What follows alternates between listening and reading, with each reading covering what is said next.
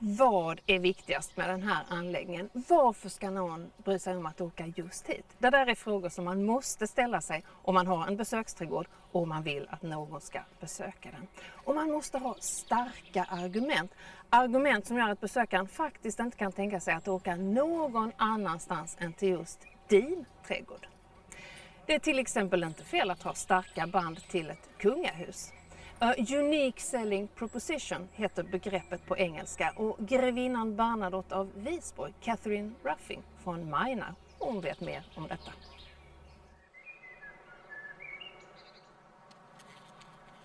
A brand basically is a promise.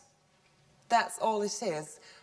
It will be associated with certain values like continuity, reliability, quality standards, and the trust a consumer places in a brand will, again, as Ellen said earlier on, result in then these customers become loyal customers. Like, I don't know, when was the last time you changed your brand of toothpaste? You just put the trust in the product that you've always known. On Mainau, we actually have a very good way of assessing the success of our branding process, because a brand usually a successful brand, you'll recognize by a logo, by a slogan, sometimes just one word or even just a color. Think of Coca-Cola. And on Mainau, we know that our branding process with the little crown logo that we have is successful because roughly 7,000 teaspoons are stolen each year from our restaurants because they have our logo on it. So now it gets a bit theoretical. It's kind of a 5-step concept to creating a brand. And first, most important thing is you have to know your product.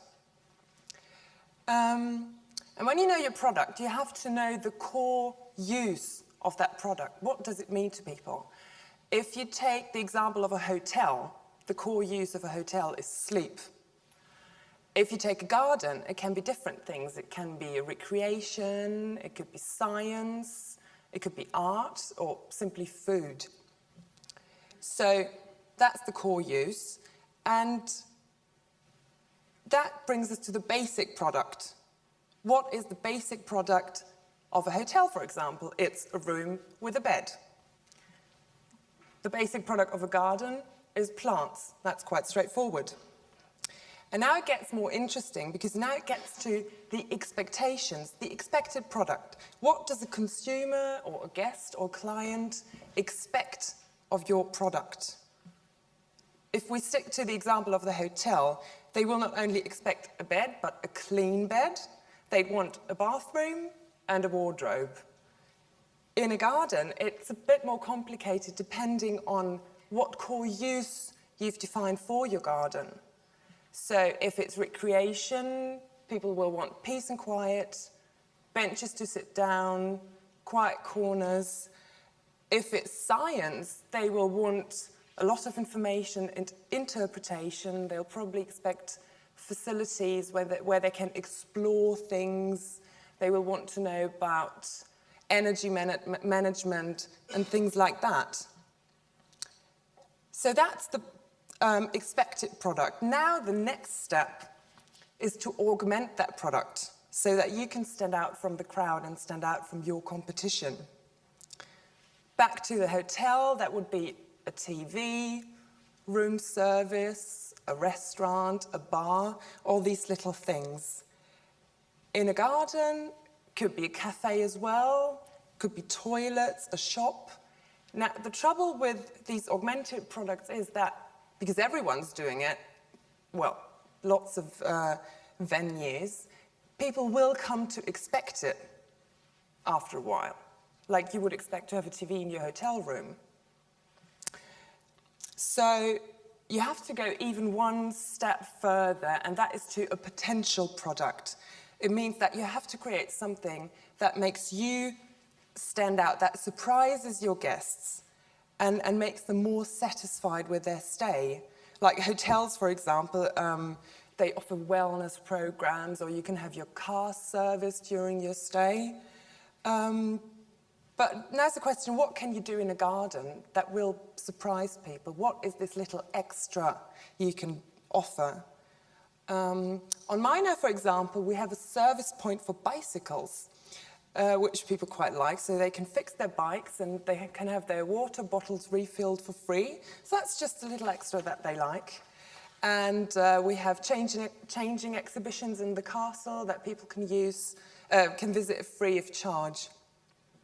So that's something you can do. All this is very well, but Ellen said this early on.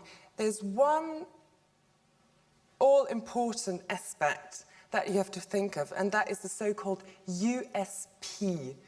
It's your unique selling proposition. What is it that makes you special? What is it that no other place can offer? Now, on Mainau, we're quite fortunate because we actually have more than one of these USPs. First of all, we have the unique location with Lake Constance lying in the heart of Europe and Mainau being the only privately owned island on it. So that's probably one of our biggest assets. Then there's our history. Mainau came into my family when my father's grandmother, well, all the Swedish people here probably know that, married the King of Sweden, and her father gave her the island as a mourning gift.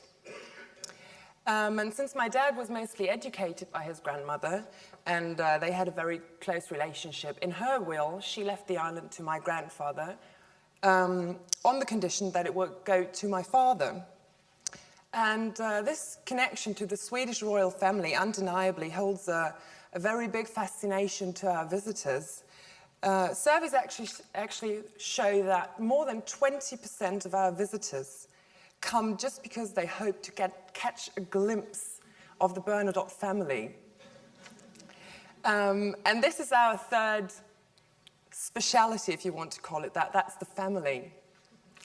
And my parents always thought that it was very important not just to present a park and a castle, but to give the visitors the feeling really that they are guests on a private property and that the castle is filled with life.